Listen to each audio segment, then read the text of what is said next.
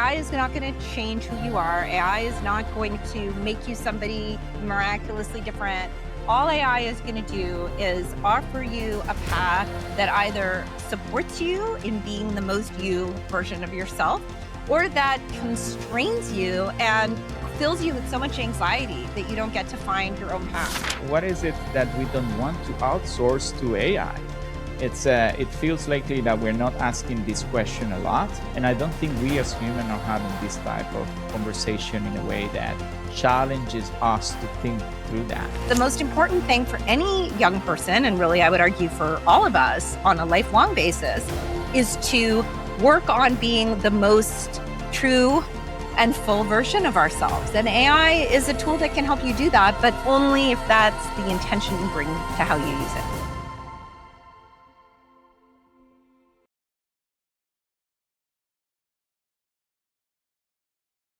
The future of work is not only about doing more, it is about working more humanely.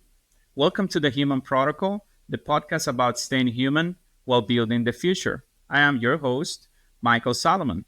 Today's conversation is about AI and work, but not from the usual angle. Not fear, not replacement, not productivity at all costs. Today we're talking about whether AI can help us build a more human workplace. A workplace with less overwhelm, more creativity, better collaboration, more self-awareness, and more room for different ways people think, sense, create, and contribute. I have a pleasure to be joined today by my guest, which is Alexandra Samuel. Welcome to the Human Protocol. Thanks so much for having me. It is a pleasure. And Alexandra, if you don't know yet, she's a Harvard-trained social scientist, technologist, journalist, keynote speaker, and one of the leading voices helping people understand how AI is reshaping the workplace.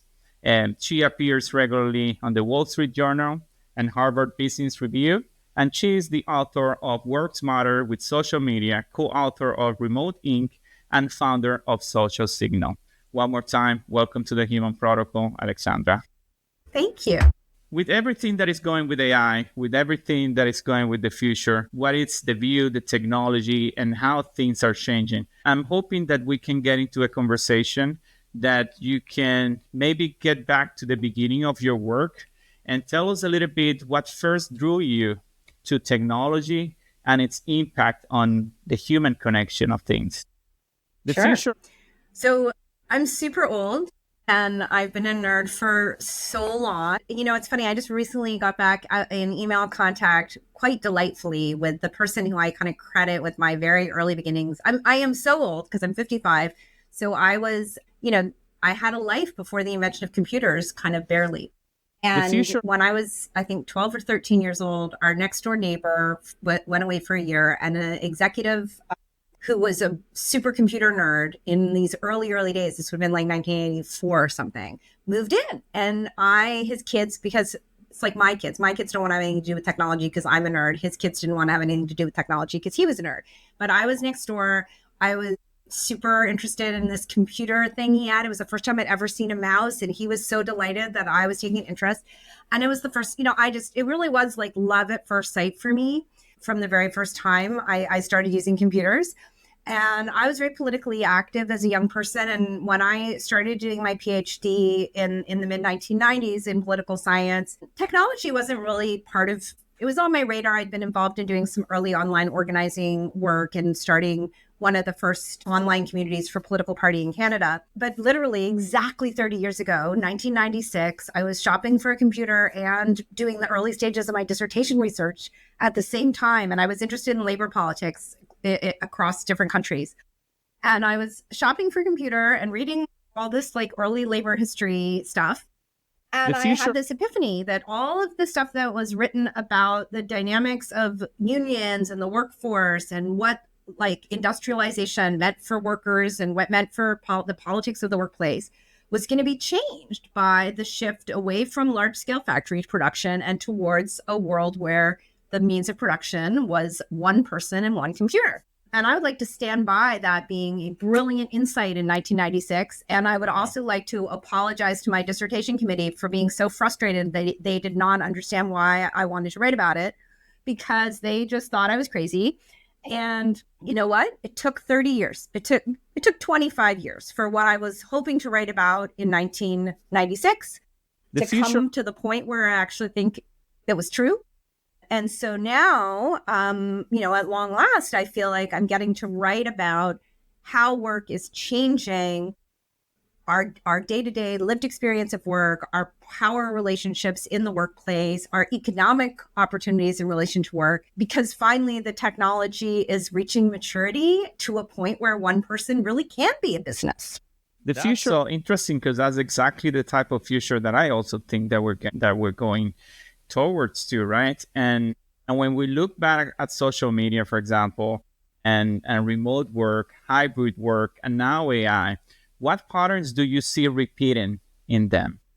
What patterns do I see? I'm really trying to be more optimistic. So I will say that one pattern I see repeated over and over, I see in myself and I see in my fellow technologists, which is those of us who are drawn to the leading edge of technology and what's suddenly possible are often, very optimistic about what it can do. We see all the possibilities and we focus on what the technology can do rather than on the economic and social context in which it unfolds. And so I think that the thing I've seen over and over again is that we focus in our conversations, in our research, in our writing, public discourse on what the technology is, what the technology means. Oh, look, the AI can now do math. Look, the AI can now out-analyze a business person. But it's actually really not about the technology. It's really about what happens inside organizations as people adopt these technologies in ways we don't anticipate. What happens to society as these technologies become part of our day-to-day life? And all of that is mediated not really so much through the keyboard and the cloud and all the tech of it. It's mediated by the person and how individuals use it or don't use it or misuse it. And also it's mediated by the economic incentives that say, like, sure, AI could be a wonderful thing for humanity, but how am I going to make a buck? And the make a buck often leads us to implement these technologies in ways that both undercut their potential and have a harmful impact on humans. And that's because you think that still, when we're trying to implement or design the technology, the future, looking at how we're going to make a buck, it's in detriment to really how we're going to build the connection with the technology itself. I think the challenge is that when the focus is on how do I derive revenue from this technology, which is, if I may say so, a much harder problem for AI than it was.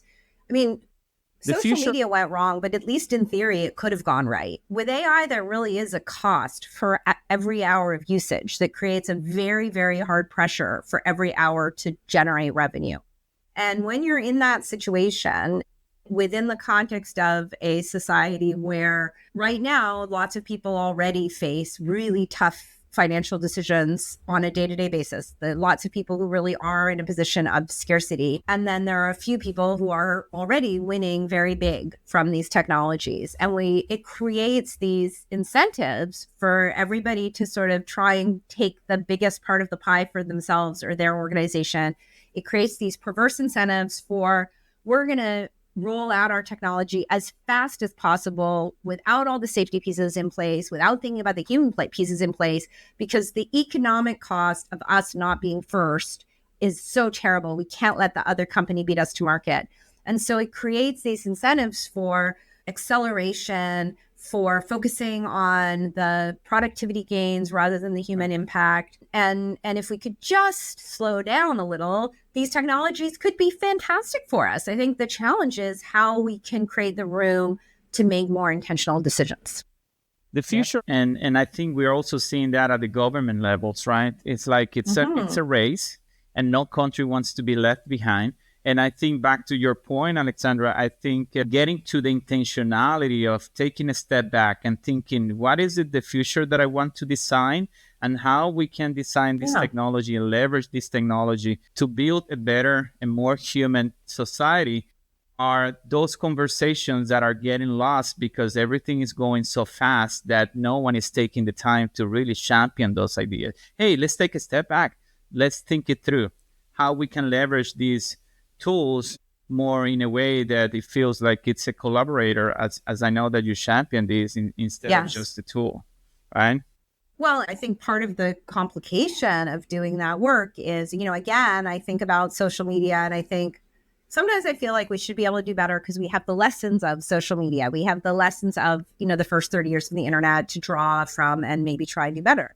But I also think the problems are harder because, your point about like, how do we help use the technology to help us become more human? One of the things that's very challenging about these technologies is that they shift our understanding of what it means to be human, or at least they challenges them. And these are not easy questions to think about overnight. What is it that is essential about being human? And it's something I wrestle with a lot because the core of my work is deeply informed by the neurodiversity movement. And if there's one thing I've learned from paying a lot of attention to autistic researchers and thinkers and ADHD writers and thinkers, it's that we as a society get into trouble whenever we fall into the mistake of thinking there's only one way to think, of The future talking about human intelligence as if it's just one thing. And the challenge is, as soon as you open up that box and that container and say, actually, intelligence can look really different depending on the type of brain, the type of person, the context, then you have to get serious about, well, so how do we draw that line between human intelligence and machine intelligence? And what is it really about the human part of it that we are trying to preserve here? And I do think I do think there are important and relevant changes or distinctions, but this isn't something you figure out in 5 minutes with a pencil on the back of an envelope. These are deep philosophical questions, scientific questions, existential questions. I always laugh when I use the word existential now because it's one of those words that AIs love.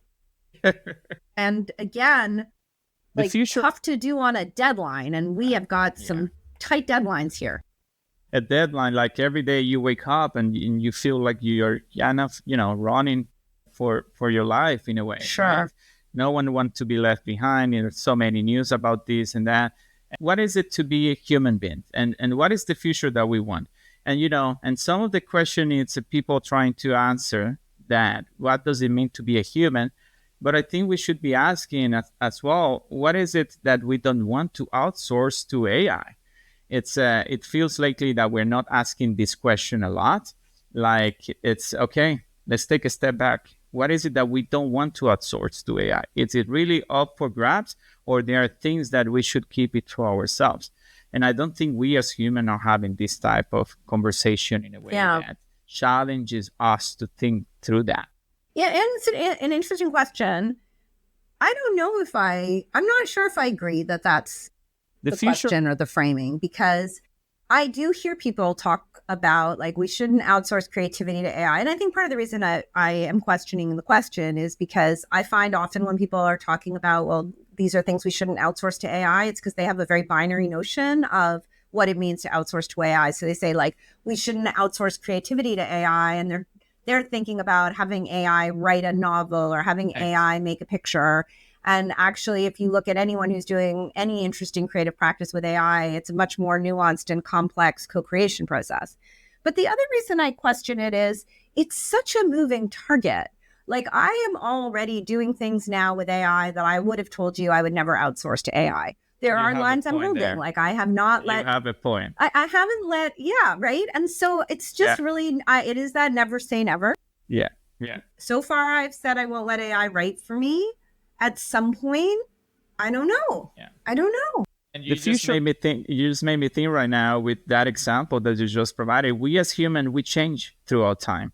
What we think maybe 20 years ago, our political affiliation, how we think about the future, how we think about society in 10, 20 years from now, we're probably going to have a different way of thinking. And, back to what you just said right now, it makes me think that, yes, probably it may be too early, or we may not be, we may not be in a position to say never type of thing. Yeah. And I mean, it's hard to describe, right? So I love that your dog is joining us. I have seriously. Oh, I'm so glad. I want to see them both. It's funny. Let's go to the dogs, because here's one thing that I think about my dog and my AI a lot. The future. And because a lot of the time when I hear people's objections to AI, I always run it past the test of the dog. Who has a bigger carbon footprint, the AI or the dog? Well, a year ago or a year and a half ago, my dog was getting picked up every day in a car and driven to the woods by a dog walker, and he was getting a butcher's bone every day. Those are very high carbon footprint indulgences. But nobody says your dog is well, I guess probably some people say your dog is an environmental blight, but they certainly don't ask me about it 20 times a week.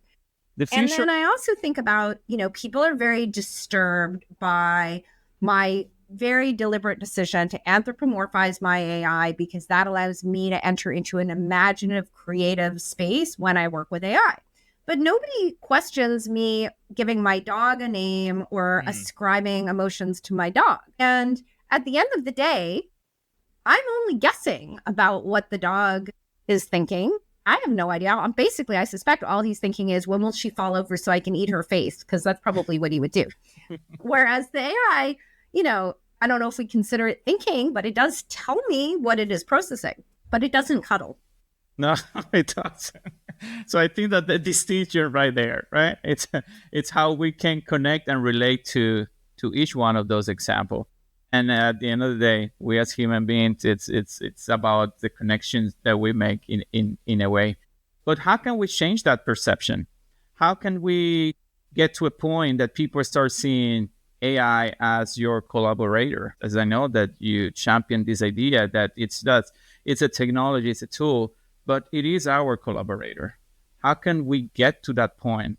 I mean, I think the reality is that a lot of the frictions around AI have to do with the economic and organizational context in which people encounter it. If you are using an AI in the context of a workplace where your boss owns your work product, where what you do on your computer may or may not remain exclusive to you, where your work product might be used to train an AI in ways you can't predict, where you may have AI governance that limits what you can do with AI, then it's very hard to have an empowered collaboration relationship with an AI. The same way, if your boss assigned you a colleague and you knew that half the people it hired were being hired to spy on one another, you probably wouldn't have a great feeling about that colleague. So I think that's one reality. And then the other reality is that for people outside organizations, the vast majority of people are not doing what I'm doing, namely opening their wallet and just pouring it directly into the hands of Anthropic and ChatGPT. I am spending so much money on AI tools. It's insane. And it's I swear, every weekend I'm like, this is the weekend I'm going to cancel a bunch of stuff. If you are not paying for AI, you don't have a great experience. Your data is being used as training data. You're getting cut off. You're limited in what you can accomplish with the model. This is a premium product for people in a premium social position. If you are self-employed, if you have your own licenses and so on, you might have a great experience. You also, need the time and autonomy to be able to explore these technologies. And very few people enjoy that combination of, power and privilege to be able to experience these tools in a way that is joyful and exploratory and collaborative, because they're looking over their shoulder. The future. And do you see, Alexandra, this lack, for the sake of words, of the democratization of this tool being what's going to determine people to be successful or not in the future? The access to it and the type of access, because I'm seeing, when I start thinking about it, the type of access that you have to this technology can give you better outputs. It can help you to get to places that maybe those with not the same type of access or leverage of the technology would have. In the very, very short run, I think that's true. And I think those of us who have all those resources and inclination and who are doing these explorations are creating a first mover advantage that will stand us in good stead for a long time. But the really, really good news is the rest of the world is catching up. And, to use an example, so I was a very early adopter on social media, early blogger, started a social media agency in 2005. Nothing now compared to people who've been using Instagram for 2 years and are have leveraged all the tools that are available for TikTok and Instagram now. Like people catch up partly because the technologies get easier. And those of us who enjoy moving giant boulders, we might get there a little earlier and start out ahead, but somebody's going to come along with the boulder moving machine. And I see this already. The AI technologies, if you when I think about what vibe coding looks like, when I did my first adventures in making stuff with AI, I actually had to look at Python. I looked at Python, every day. I don't know when I last looked at a Python file. That's a bit embarrassing, but I'm building things that are much more sophisticated than I was building when I was. And it's still not that easy compared to where it's going to be in 6 months and a year. And so to me, I think that we will catch up. We will scoop people in. We will bring them along. There will be more opportunities. And so to me, the question, if for those of us who care about the human impact, is what are the core skills? What are the core orientations? What are the core frameworks, mental frameworks that will equip people so that when the tools do arrive at their door in a form that they can use, so that they do have this intentional and empowered relationship to the technology, and so that it serves their ends instead of capturing them in a new way. And those human skills will continue to be what amplifies the use of AI and where humans continue to go. Because those are particularly yours. You come with a set of skills that even though with the help of AI, those are still who define you, right? And your capabilities. What AI I'm seeing it's helping with, it's kind of bridging the gaps in some areas where the lack of skills are present and helping you to get there. I do think it's important for us to double click, as some friends of mine would say, on what we mean by human skills. Because I think often when we talk about human skills, we are using human skills as a euphemism for interpersonal skills. We're talking about our ability to relate to other people. But actually, our human skills are broader and more eclectic than that. And so, a lot of my work now is about how do you help people look at their full picture of their human skills, map where their talents are across multiple domains, and then think about where they're furthest from the middle of the curve. Because, AI is getting better and better at a lot of the stuff we think of as human. For example, putting a kind interpersonal gloss on our emails, but it's doing it always in the middle of the curve. So how do each of us find the places where we're not in the middle of the curve, where we're a little special, where we're a little off center, where we can't be replaced by a machine, because that is going to be where we have something to contribute. That's interesting. That's an interesting work to go through. And I'm sure we all can learn a little bit more about ourselves when we start thinking about where we are and what we need to do to get there. Because at the end of the day, we also need to try to understand us, so we can better connect with each other in a way. And AI can help with that in a way. It can. I mean, I will say a big part of my own work, and this is the focus of my next book, is trying to approach AI with insights from the universe of neurodiversity, because, it's not just autistic and ADHD people who can benefit from that work. We all have places where the work environment doesn't fit our brains. And when you understand those points of friction, and when you take a look at your capacities through that lens, it turns out that actually we've got decades now of research on thinking differences, sensory differences, communications differences that allow us to recognize our unique capacities. We just haven't thought to apply those insights to people who aren't neurodivergent. And once we do, then it gives us a whole framework we can use to inform how we approach AI and how we work with other humans. Yeah, that's very interesting, Alexandra. And I want to pick up in a part of the conversation that we just had, where we say it's that type of never say never in a way when I ask about what is it that we don't want to outsource. And especially when it relates to creativity, I'm curious to hear your thoughts on how we can continue to leverage AI to support our own creativity, but without replacing, the creative human. Because, from my point of view and my personal use, the more we use it and the more we leverage, the more we feel excited and motivated to continue to use and to continue to discover even more things about us and about what we want to create. But in this process, we continue to leverage the tool and the technology more and more. So in a place and in a time that we say never, and that we can continue to leverage the technology to amplify our creativity, how we can continue to do it without losing us in the middle, so we don't outsource completely what makes us that creative human. Yeah, it's a really good question, and I think it gets kind of metaphysical quite quickly because, and again, a lot of this is based on self-observation, but it's also based on some of the research. I just wrote this paper with Jennifer Birdsall, who's the chief clinical officer at ComPsych, and ComPsych is the biggest provider of employee wellness benefits in the world. There are 150 million people around the world who work with them.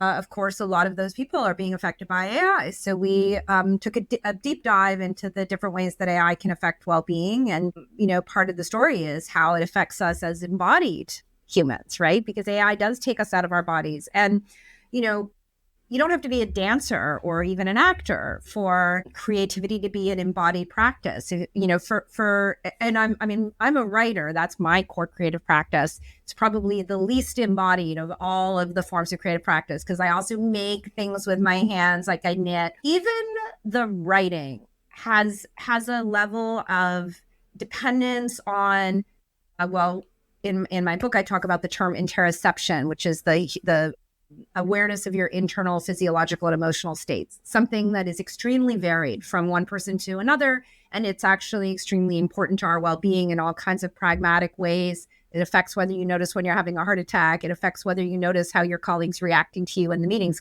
going wrong.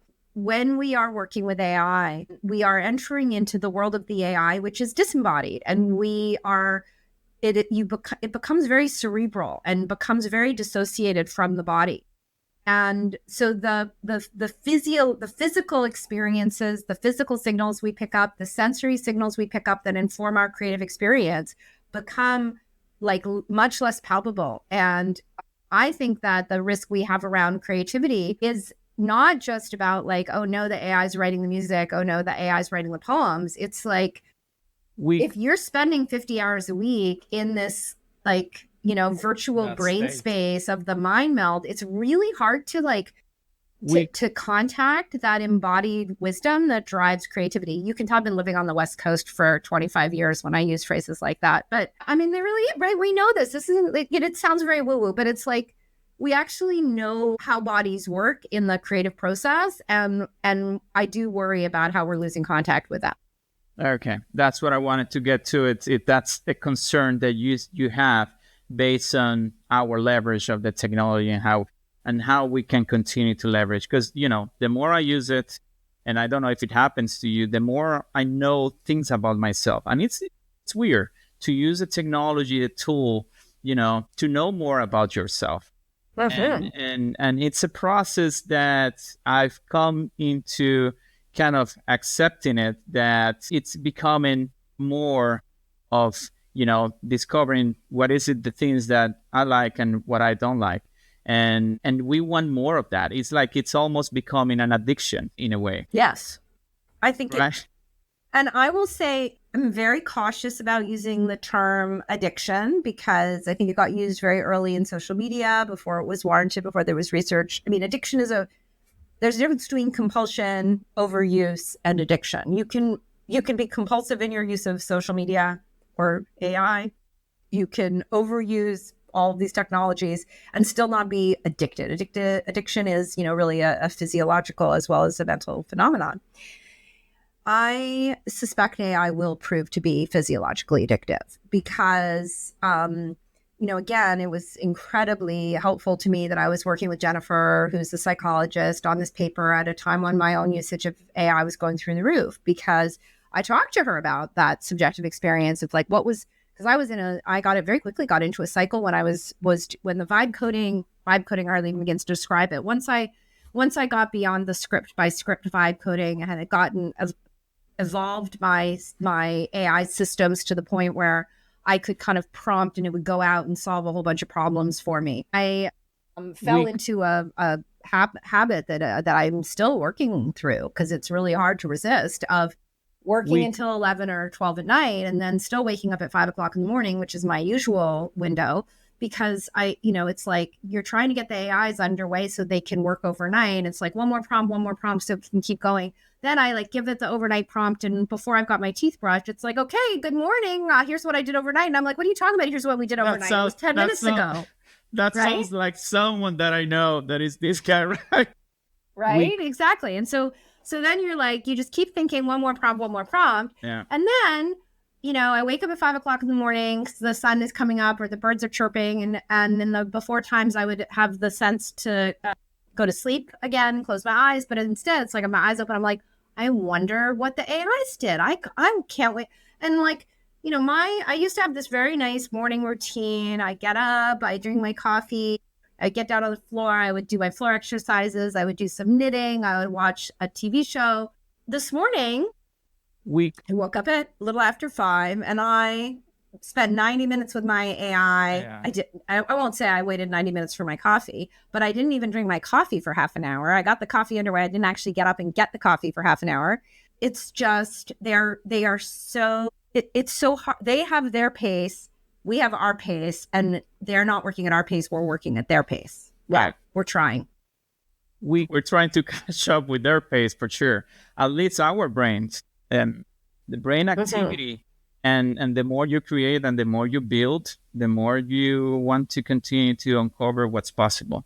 And when I say addiction, Yes, I said it in a way that I feel it, because the more we work with this piece of technology, the more our brains and the more we feel like we need to do more and build more and discover new places where we want to go. And that space between us and AI, it's one that I keep thinking about.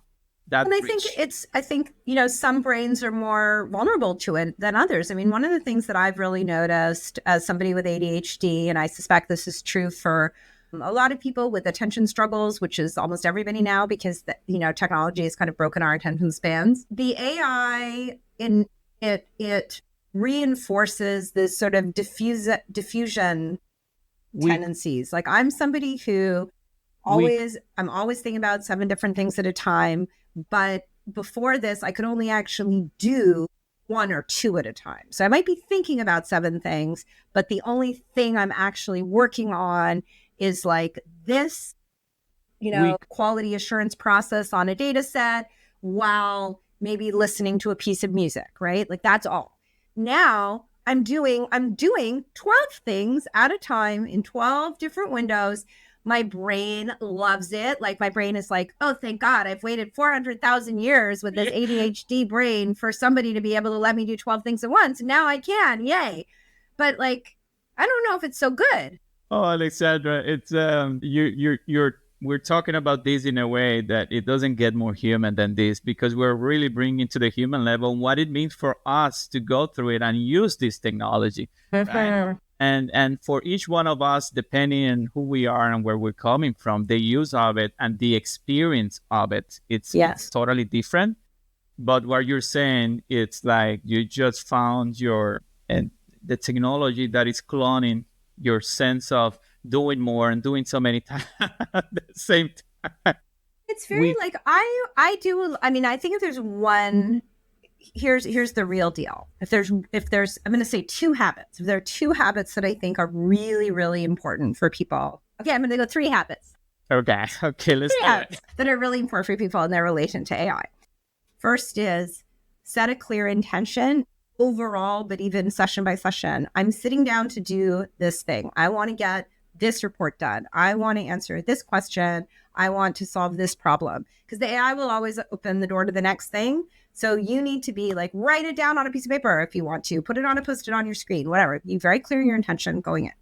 Secondly, and I think this is very, very important, is the reflection on what's going on in your body. Even if you're not somebody who pays a lot of attention to your body, just even use a mood log, use a time tracker, whatever. Find some way of noticing the impact it has on your how you feel. And, it doesn't have to feel bad to be a problem. Like, I will say myself, the thing I find most alarming is how ecstatic I feel from, like, it is like a high, the thing of 16 things at once. Like, and that high, is the signal to me of something funky going on.